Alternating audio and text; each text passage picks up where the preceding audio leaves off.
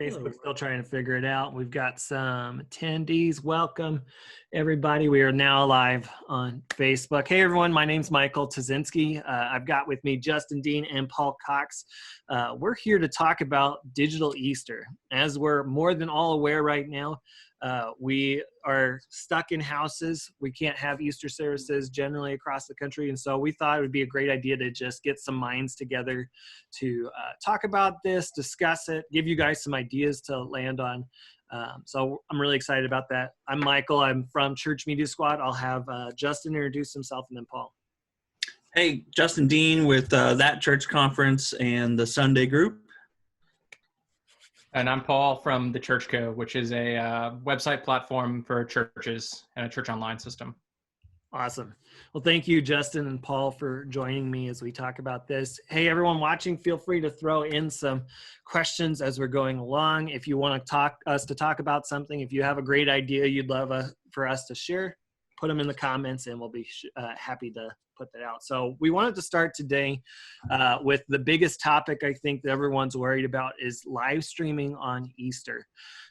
So Paul has been thinking about this in depth. What should we be doing about live streaming? There is lots of issues that might be coming up on Easter Sunday, and what can we do about that? So Paul has some ideas for you guys, and then we'll talk about some other thoughts on live streaming. Yeah, so since we've all gone online in the last 2 or 3 weeks, we've seen, just in Facebook on Sunday mornings, seeing things like this service is down or this service is lagging. And I kind of want to explain like why that happens so that we can understand how we can fix it. So basically like the way a computer or website works is it's files, and if a bunch of people access them all at the same time, it tries to spin up multiple versions of that. Now, what the church has been doing is breaking the internet, on Sunday morning because everyone seems to have services at the same time, right? It's 10 a.m., Sunday morning, and then we hit like 100, 200, 300,000 people all at once accessing these live streams, and then services start to kind of struggle. So a couple things we can do is we want to distribute that load across multiple places, because the goal is obviously you want to get your message out to people. So we want to make sure that we're doing everything that we can as the church to distribute those people across different places. So if you have the ability to stream to multiple services, such as like streaming to Facebook, streaming to YouTube, whatever your live streaming service is, what you could do is, if you're going to post on Facebook about it, you could link to your Facebook Live. If you're going to make an Instagram post, you have swipe up capabilities, or if you, you could say, check out our YouTube channel, here's a link. You could send those people to YouTube. If you're going to send out an email to say, we're having service at this time, that one could link to your website or your church online platform. The idea there being like, if you have 100 people that you're expecting to view it, you split them over 3 different sources, and now each of those kind of places aren't struggling as much to bear the load. And again, there's still ways that you can track how many people are attending. You can still see how many views you had on each of those videos. So it's a little extra work on our side as a church admin, but ultimately it means that people, hopefully will still be able to watch your entire service with no problems. So it's just like a really simple thing that we can do to kind of share that burden and ensure that everyone can still see the service come Easter. Cool. So diversifying your live stream feed sources is one of those big things that we're talking about. Because we don't want to, as we probably have all experienced over the last couple of weeks, we rely on Facebook, and Facebook crashes, unfortunately, because there's thousands of churches going on the same platform. Or Church Online crashed a couple weeks ago. Our live video has ended, so we're going to try to get this back up into our Facebook group. No idea what happened there. Good thing we're recording. Right as we're talking about Facebook. As we're talking about Facebook live stream, Facebook live. Like, yeah, it does. Multiple sources. This is what I'm saying. I should have done multiple sources. What have I done? I don't know.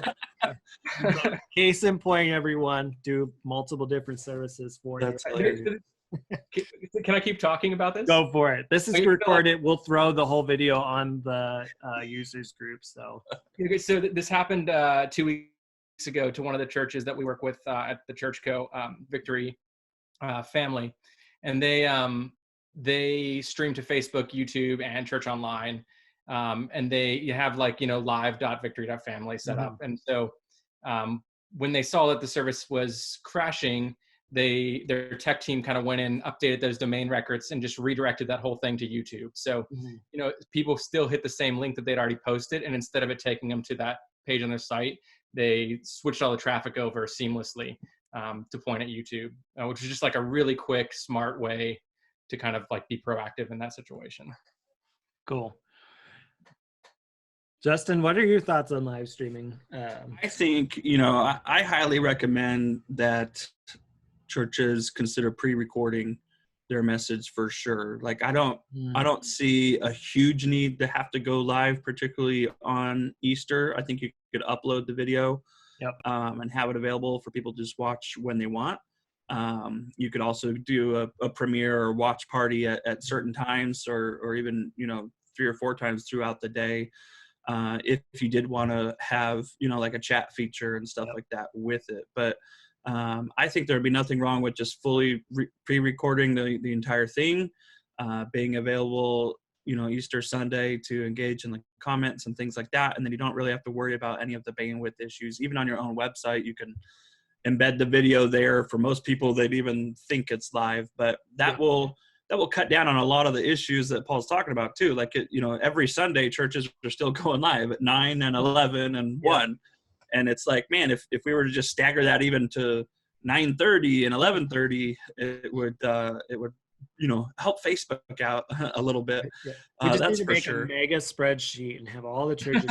Totally. Be like, you get to pick a time once it's there, that's your spot.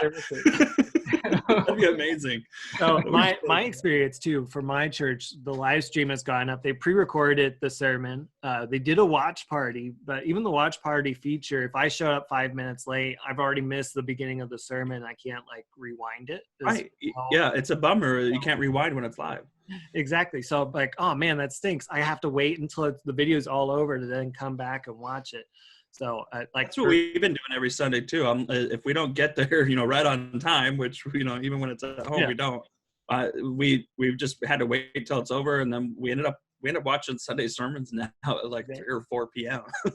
It's interesting because it's not something we see, right? If like a lot of us have like Netflix or Hulu or Disney Plus, right? Yeah. It's not like you jump in on those services and they say, oh, you can watch this movie at this time. Like it's like a bit of a disconnect, I think, for new people. Like I think we understand it as people that go to church regularly, but when we focus on Easter, I think there is a ton of value in doing what Justin's saying, and making it more of like an on-demand experience. Like the church that I go to in New York, if you go to their live, they've got them every hour on the hour from 8 a.m. to 8 p.m. Yeah, crazy. So helpful, right? Because like for me, trying to get kids ready and everything like that, if you miss part of it, like at least I can start from the beginning and make it through the whole service, which is the Sean ultimate. Makes a good point. You can rewind on YouTube. They provide the buffer there. I don't know why Facebook doesn't do that, but there is a setting. I was playing with it today. There is a setting on Facebook Live that you can let people rewind it, but you have to click it every time you start a new live. Good to know. It's not a default setting. You can set it up if you want to. So if you really are desperate to do that live thing, make sure you're putting in that rewind check mark, because people like us with kids, all 3 of us have kids. Kids are throwing us off in our morning routine. At church, people walk in late with kids anyways. Right. So give us the opportunity. I don't have to wear pants anymore. I mean, that's been nice. It does help. It helps a little bit. I would also suggest, as far as like how you want your video to look on Easter too, we've been talking a lot about whether you go down to your church, you turn on the lights and you make it look like a normal church service. I think that's definitely, an option. There's some positives to that. People like the keep things normal and the same. I personally am loving the pastors that are just, going live from the dinner table or their couch or something. But I think when it comes to Easter, it's a great opportunity to kind of toss it up a little bit. I would encourage you, record that video, whether you're doing it live or pre-recorded, do it outside, do it, in a grassy area, make it look cheerful and bright, depending on where you are, I guess, in the world. We just had snow last night a little bit, so probably not. That might be cool though. The people watching that are used to that, but I think it just, I don't want to see people in their living room on Sunday. on Easter Sunday. I don't know. It just, to Yeah. me, seems like it could add something to it. And, you know, I think keep it short. Nobody on Easter Sunday wants to sit around as a family on the couch and watch a 2-hour sermon. We just don't. I think, you know, Easter's the time to keep it 20 to 30 minutes. I would suggest even maybe uploading 3 videos, one that's just the worship, one that's the message, maybe one for the kids, and let us watch those on our own time and interact on Easter Sunday like we want, because, you know, we're probably going to do our own Easter egg hunt in the backyard with the kids and try to make it a good, fun family Sunday. And I don't want to spend the entire time watching, you know, those 2-hour-long sermon. Yeah, I think that's important to remember. And one of the things even just now churches I think are forgetting is that we don't have kids classes on Sunday morning in our houses. So the sermon, even though it's on my church particularly, we worship together as families, and then the kids go into age appropriate classes during the sermon time. So the adults, we have an adult level sermon in the worship center, and then the kids get their own teaching in class. But now that we're home, the sermon's online at the same time, but my kids are 5 and 2 are running around like crazy and being rambunctious. So we actually wait till the evening if we're going to watch something. So we have to, if we're thinking Easter, I love the idea of that on-demand feel of we still do it. I walk them into the family room and I say, okay, kids, you know, we'll be back in an hour. There's some goldfish in the corner, and we just close the door. I mean, it's the door, put on Veggie Tales, call good. Yeah, it's good. Awesome. Well, one of the things I wanted us to talk about today was the idea of on-demand Easter, even just an at-home Easter kit. One of the things that we're used to doing live in person on Easter Sunday, a lot of us do this huge production on Easter. We plan everything out for families, for kids, for the adults, start to top to bottom. And how can we take that production or planning and put it into giving it at an at-home feel? So one of the ideas that I posted in one of our talks about this in the Facebook group was putting a page together on your website that just gives people step-by-step, like, here's some things you can do at home with the Easter egg hunt. How can you talk about that? Here's some worship songs that you can do together with your kids. This will help break up those videos too, of giving people that ability to walk through Easter at home step-by-step. So what are your guys' thoughts on giving people the resources they need to do Easter at home this year? Yeah, I think I saw, maybe you suggested, or I saw churches doing it. They're actually mailing out a box of stuff, like some eggs to do an Easter egg hunt, and you know, someone had said that make sure you put Purell wipes and toilet paper in there if you have it. I mean, I think stuff like that is pretty cool. It's a great opportunity to include a giving envelope that they can mail back, and providing them with resources, I think, to invite their neighbors too. So maybe give them a stack of door hangers that has all the information on how they can watch online, and people can walk around the neighborhood and put those on doors or mailboxes, and you don't really have to interact with anybody to do that. I think that's a great idea. So, and most churches, you know, they had an Easter budget that they're not really using all of anymore. So instead of putting up billboards or renting that helicopter for the egg drop, you know, I think you could probably afford to send out some packages like this if you're able to pull that together in time. You know, I think there's ways through, you know, maybe Paul can speak more to it, but there's ways to capture those addresses on your website, create a form for that, or, you know, provide some kind of giveaway to get people to fill that out. You could even run some Facebook ads now to try to capture the people who don't go to your church. Exactly what I was going to go to. Run Facebook ads. If you're going to do something like this, do targeted ads to your community. All the community is stuck in their homes. They're wondering what to do. They're used to going out to city Easter egg hunts or church Easter egg hunts. My city that I live in, they had already bought all the eggs and candy for stuff before this happened.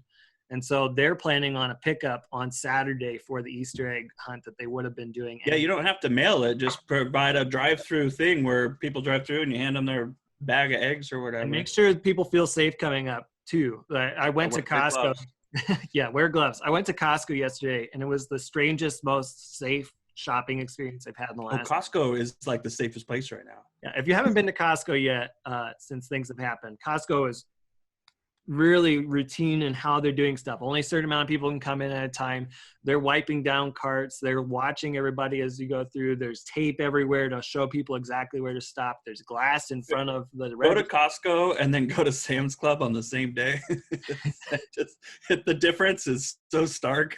Really, I haven't been in the Yeah. Sam's Club yet. Sam's Club isn't doing so much. If But you do Costco, a drive-through, that's exactly, we want to replicate Costco in that. Or if Yeah. you're doing a pickup of any kind of thing, you want people to feel safe. If you are going to have them come to your church building, pick it up if you're not shipping it. Yeah. Maybe give them a Ziploc baggie of those Clorox wipes so they can wipe down stuff on their way home. My wife is just like that. We're wiping every bit of groceries that comes in the door. Yeah. Paul, what are your thoughts on that home?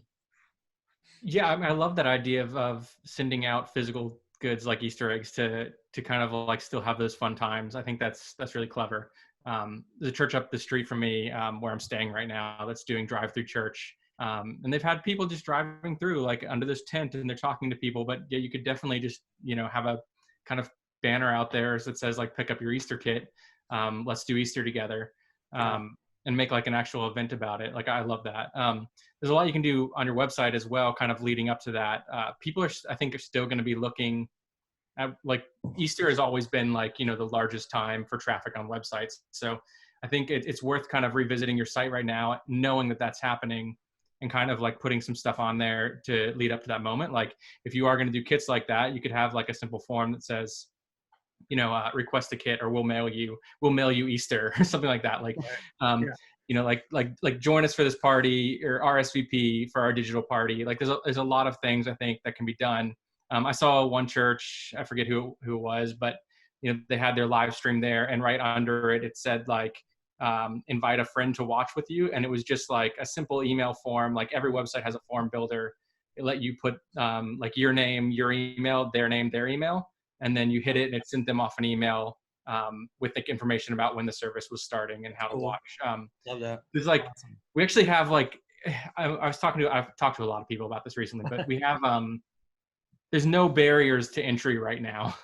Like no one has to get up and come to our building. Like we can actually send everything we're doing to them. So in my mind, this Easter should probably be the largest like gathering and sharing of the gospel that we potentially have ever had in the world. So it's kind of a crazy opportunity. And I think just getting really clever and creative around it, like we all have the means to do it. It's just like thinking outside of those boxes and saying, like, I'm going to set up this little form and let people do it. And then telling your congregation that this form exists. Everyone in your congregation invites one person and you've doubled your attendance that day. So like it's just really easy to get this message out there.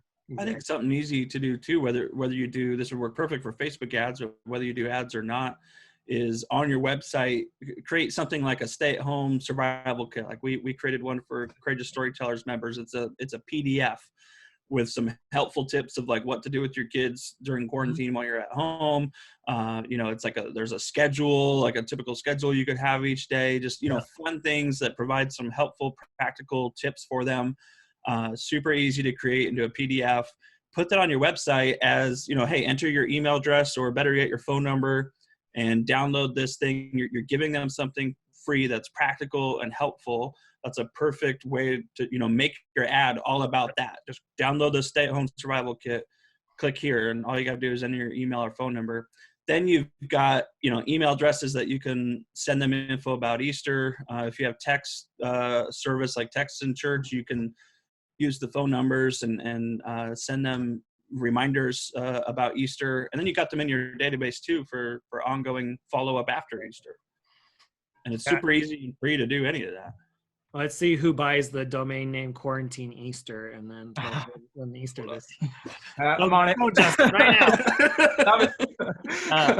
So we have a question here on the Zoom call, and then some ideas on the live stream on Facebook. So the question on the Zoom call here is, what are your thoughts on providing Dropbox links with the family Easter pack so it's not a physical exchange? So Justin was just kind of talking about that. One thing, my experience with Dropbox, we have given away free stuff through Dropbox links before. We've gotten shut down out of Dropbox because we had so many people download stuff. Oh, wow. So if you are a large church or you're a large community, don't use Dropbox as a download link. You might get people locked out, and you're going to have all kinds of frustration happen. Amazon S3 storage is probably the best way to go for that kind of stuff. Or there's another one called Wasabi. They're both really simple and small fees. You might even, depending on how big the file is, be able to upload the file directly to your website to download from it. So For sure. Yeah, for sure. I mean, that's the way to go. I think churches should be doing that in general. We should have been doing that all along, is providing these kind of lead magnet type of things, because it's helpful. You're providing something for the community either way. Grab an email if you're going to do this. Make sure there's an email address or phone number or something that you get from somebody. Yeah, there's no reason why you shouldn't be capturing that data somehow. I mean, you do it properly. People should be able to opt out at any time. That's why you use a service like Text in Church or MailChimp or whatever. That way, you're doing everything correctly. But that's the way to go. If you're not collecting that info during this time, then you're really missing out on a huge opportunity. For sure, yeah. Gage Hunt just sent us a screenshot. Quarantine Easter is available, Justin, so if you need to grab it. Because I just grabbed it. Just kidding. Woo! Absolutely. I think one of the keys here, churches in general are really bad at, we call it, it's a marketing term where we want to grab email addresses. And the whole point of that is not because we want to be sleazy and spam people's email boxes, but we'll get it to later on in the call here. But we want to say Easter's not the last step. We want to do that even if we could meet in person too. So how can we grab the information of the people that are coming into our digital doors and then continue that relationship past that? So little teaser for later on.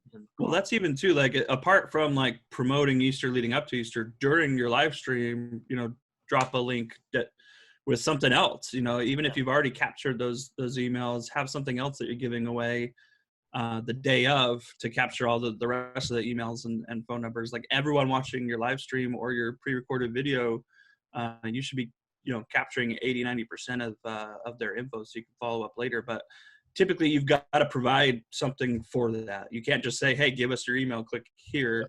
It's got to be, hey, click here to download this, something that they really need. Maybe it's a package where you literally are sending them supplies, or maybe it's even goes to a forum that says, tell us your needs. And then you guys can try to meet those needs or find people to meet those needs. Yeah. Give us your email address. We'll send you a roll of toilet paper, Totally. Like, I mean, I think everyone would fill it out if you're like, we have Purell wipes. Yes.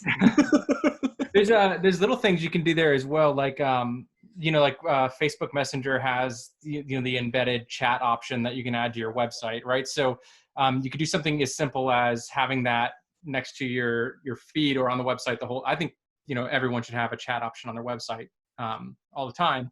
Mm-hmm. But you could have that there as like a way for people in your community to get prayed for as well. So they could submit their prayer requests to you via Facebook Messenger. You could digitally pray for them there. And then, you're chatting to them, you're helping them, you're being the church to them. And also you have a contact to them that you can follow up with them later. And, if you have a Facebook page, you can have multiple people in there responding to those chats. So another way to kind of collect information, but also kind of be the church in that same moment, I think. Yeah, absolutely. We have an idea from Marcy over here on Facebook. She said, website idea, put some random pictures of Easter eggs on a variety of pages on your website, then have a form that the kids can fill out. And how many Easter eggs did you find? And then everyone who participates, you can mail or maybe even send an email of a gift certificate to ice cream or candy somewhere. Boom. You can't spend that money on candy in person. Digital egg hunt. Have a digital egg hunt and send them gift certificates so they can go get Had we planned this out, we could have had like across multiple websites, you have to find all the Easter eggs. We should do that. All Church Co. websites, you should just add Easter eggs to, and you got to find them all. Yeah, I could. I have a few days. And you get a free year of the Church Co. Right? And you get a free, if you find them all, your paid for by Church Media Squad. Whoa, hold up. Yeah. Well, thank you for that idea, Mark. I actually really love that idea. Because that's brilliant. Like, as a parent, I have to figure out, we usually do Easter egg hunts at our house anyways. We have a bunch of people over, and now we have nobody that can come over. So I have to be creative and have my kids have a Luckily, hard I've got 12 kids, so I mean, we're good. We'll just let them go. no big I wonder deal. if I there's feel anyone. bad for the people who have one kid, though. He's like, cool. Yeah. All right, let's shift gears and put another big topic marker on here. Let's talk about digital marketing or marketing plans in general for Easter this year. What should it look like? How can we get connected with people that are not in our church yet? So that's the focus of our marketing. Marketing generally is trying to move someone that doesn't know about you into knowing about you to taking an action. That's kind of the flow of marketing. So what are we doing for marketing this year that's going to look different than a normal Easter? Like I said, we don't have to spend money on billboards and things like that. I've seen a few around town here. I think like 12 Stones had them up for a month or so already. But those certainly are ad campaigns that you end as soon as you can because it's just not needed anymore, or hopefully it's directing you to the website anyway. But I think, now's the time to utilize your website. Like we said, with the lead magnet type of stuff where you're giving away stuff, you're capturing as many emails and phone numbers as you can. And then you're using that content to send out messages and reminders. And through it all, I think the key is provide value to them through all of your marketing leading up to Easter. You don't want it to be all about just, hey, here's our Easter services, make sure you're watching. It needs to be, hey, here's how our church is meeting needs in the community during this crisis. Here's something else for you. Here's something else that we're doing. Because, watch our live stream is just not very attractive, and you're competing with literally every single church in the area right now for that. And you just don't want to really get into that space. You just want to provide value, and you want to provide a way for people to hear the gospel. And so point everything to that. But, utilize your website, utilize your email list, your text messaging list, put those forms on your website to capture that stuff. I would create, for the day of, I would consider creating a digital bulletin. It's pretty easy to set up just a mobile-friendly page, whether you use the ChurchCo or a WordPress site or whatever. Just set up a mobile-friendly page for the day of that has all the steps that they need to take, so that they can give you their info, so they can download everything that you're offering, so they can learn about, hey, what times do you normally live stream on the coming Sundays and things like that, how you're active in the community. One thing too, I had an idea leading up to Easter is a local coffee shop around here I'm north of Atlanta. They, had to close during the quarantine. They're losing a ton of business. And so they actually installed a espresso machine in the back of a van and set up like a little portable coffee shop. And they're literally going around the neighborhoods like an ice cream truck. And, making espressos and lattes. He's got a generator he plugs it all into, and he's making, the frappes and stuff. Yeah. And I mean, people in our neighborhood were lining up for this because it was great being able to get coffee on a hot day or cold day. Even we had a couple of those too. And I think that churches can get involved in that same kind of thing. Like, we all want to keep our social distance here, but it'd be cool for a church to set up a little kiosk in, key neighborhoods around their church, and you can give away your egg drop stuff that way. You can give away your Easter kits that way. Because right now you don't have a lot of traffic driving by your church. Even if you set up on a main road, there's just nobody's out right now. So I think as much as you can go to them, try to do that. So, get on Nextdoor app and post in those neighborhoods saying, hey, we're going to be Annual Park neighborhood at 4:00 on Saturday. Come grab your kit, whether you're joining our church or not. We want this to be a gift for you. And if you're able to get supplies like toilet paper and wipes and things like that, I mean, that will help draw the crowd. And you can also team up with the local restaurants too. Add some gift cards in there, add some things like that. I guarantee everyone in the neighborhood would line up if you're giving away a gift card to a local restaurant or coffee shop or something like that, or even Chick-fil-A. Something like that for, they'll use it later, but that's what's going to draw them in. Another idea too is to continue that line of thought, Justin, is to empower your church members to be that agent in their local neighborhood. So in Utah, for instance, where I live, If you don't know, there's only 3% of us that are evangelical Christians in the entire state. So we're incredibly spread out. My church, for instance, there's less than 100 of us, but we're spread out across all of Salt Lake County. Yeah. And so in our case, what we could do is our church could take whatever resources we would have been putting into Easter and giving that to our congregants to resource their local neighborhoods. I could take my Easter eggs and put out a sign out on my road that says, hey, these are free to take for you and your kids this week. Totally. Give cards to your people to put in those baskets or eggs or whatever that they can go then on Sunday and go watch the live stream or look at the pre-recorded at home Easter kits, all that. It gives you a little bit of microcosm, like my church is here in this neighborhood. I love that. I love that because it takes less focus on like the church itself and puts it more on like us as church members, right? And being the church on our street. Yeah. I think a lot of us has been focused on how can we reach the community, right? And get them to our website to watch this live stream.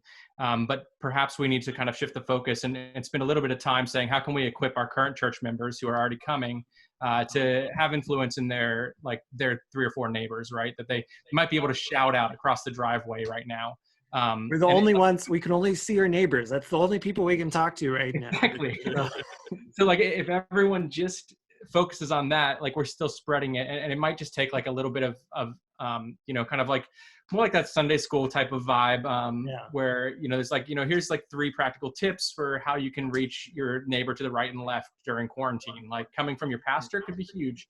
And I think from a marketing standpoint as well, when we think about Easter coming up, I think it's important that we kind of don't forget that new Christians will also be looking, like people that don't yet have faith will also be looking at churches and their websites and having that experience, right? So like we at the Church Co do, we build multiple websites every single day. So we've seen a lot of websites, and I think, nearing the 1,000 website point, there's maybe been 2 that have ever talked about Jesus on their website. So I think it's something that we, in this time, during specifically this day coming up, when a new person is coming to the website, I think it's important that we don't forget they don't have context yet about who Jesus is. We still need to tell them that. So if there's no Jesus page on your website, now is the time to kind of put them. Otherwise, they're getting presented with this service, but they don't have the contextual knowledge to understand what's happening. Absolutely. And it's different, it's like if you watch a concert on Netflix versus when you're in person, like you're in a different mindset because you're in your own room. So I think we need to, put people in the right context. And when you're building this content, you need to think from their perspective and what they might be coming to the site for. Yeah. There's for those of you who don't know, there's this whole marketing framework called story brand. And there's a concept in story brand called the one-liner, which I think will help all of us think through our marketing about Easter this year. And it's the one-liner is 3 basic steps. What's the problem that people that you're talking to are facing right now? How does your organization, or in this case, church, specifically address that problem? And what's the outcome of that getting addressed? So what are the problems that people in your neighborhood are facing because of the COVID crisis? Each of us, all of our states are starting to look more similar in how we're handling this, but different neighborhoods are going to look different than mine. So what's the biggest problem in your neighborhood during Easter this year? What are their biggest fears, problems, things that they're facing that your church can specifically help address? And use that as your marketing language. Hey, stuck inside with the kids all day on Easter and don't know what to do. We at my church put together this at-home Easter kit, and with that, you're going to all love and have a cherished memory for life with Easter at home this year. Something like that is going to be able to draw people in, fix a problem that they're facing this Easter, and move forward from there. It's awesome. For sure. All right, go ahead. Just touching on like one more thing, just real quick on the Easter, Sunday. Like for me, Easter has always been about salvation, right? You see massive salvations that day, and like it's different this year, but it's still important, I think. And I mean, it's the most important thing, really. But a simple thing that someone can do on their website is to just put a form there that lets people say I tried it and I want more information. Like name, email, let them fill it out anonymously if you want, but give them a way, or give them a way to say that they want more information about this message that they're hearing potentially for the first time. And it can be as simple as just a form input, and then have your team follow it up. That can go straight into your church management system. We just can't forget these. We can't forget these things, right? This is still the goal of Easter, like people finding Christ. So, yeah, I think it's just a little thing that you can do to keep that going this year. So let's make that our next topic and final topic for today. What do we do with? I'm sure all of us are going to have first-time watchers on our Easter, whatever we're doing, live stream, watch party, whatever. We're going to have first-time people that this is their first interaction with our church in a significant step. So what do we do to help those people continue to engage with our church, hopefully walk through the doors whenever they do open again?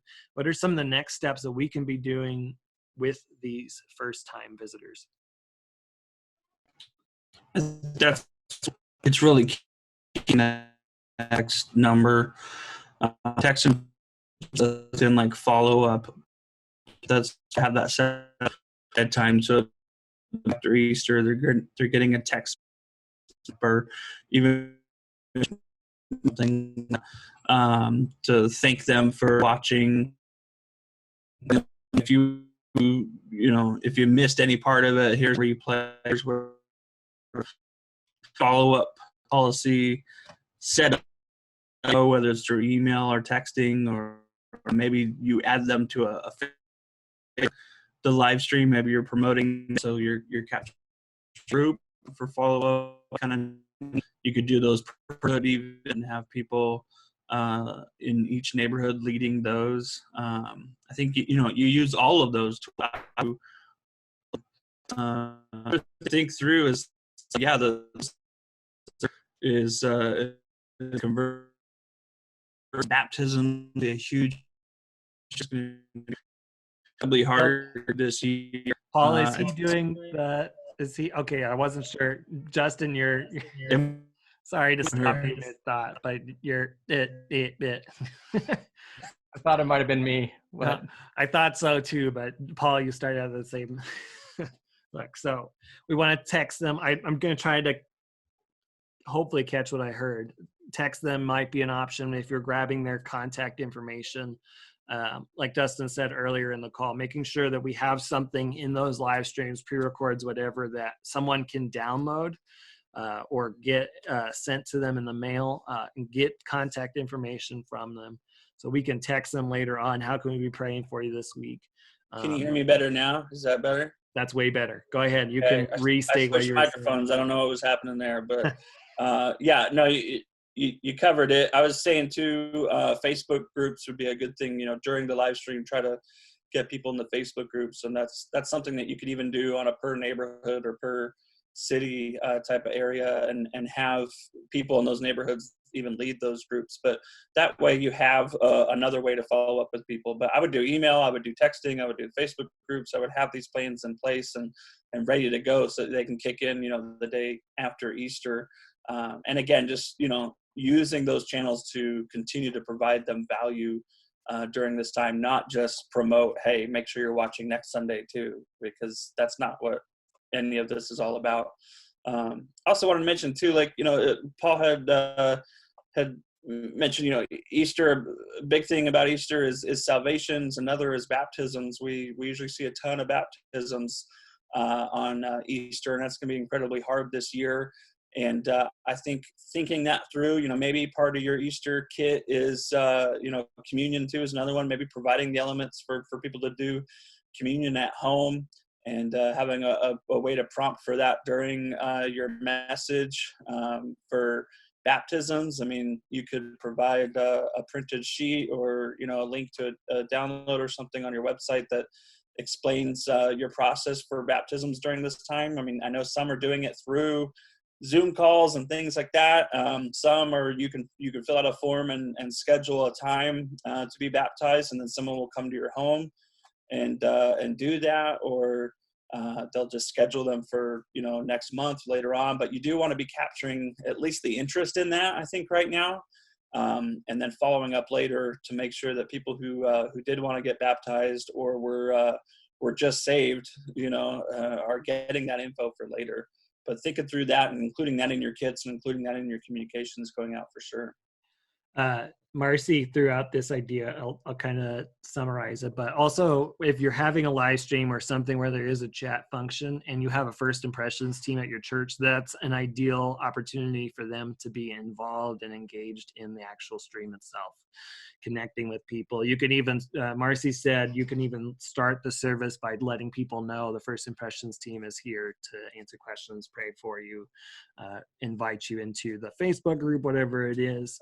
You can use those chats to connect with the people that are already there. So that's pro tip with that too, get all of your first impressions people, if you're doing this on Facebook, get them all to use their own Facebook accounts, have them change their profile pictures for the day of Easter all to the same thing, whether they're all wearing the same color shirt, or you create a graphic and has something in there. But that way in the chat stream, you'll see, okay, every purple icon or whatever, make it something that stands out. That's smart. Is a first impressions person.